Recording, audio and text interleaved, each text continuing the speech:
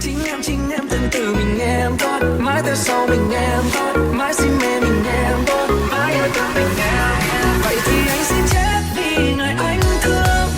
có biết bao nhiêu điều còn đang vẫn đưa,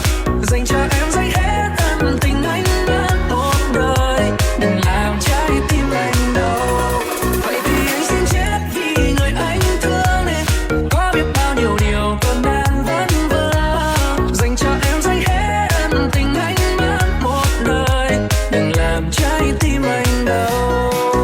Tình càng lọt vào nụ cười ngọt ngào, anh thấy không biết đường thoát ra làm sao, liệu một lời chào phải thật là ngầu nào, ngay từ dưng xa còn mấy câu tào lao, lại gần một chút cho anh ngắm nhìn người vài phút say cô cầm mơ thiên đàng, quên đi chỗ cả nhân gian.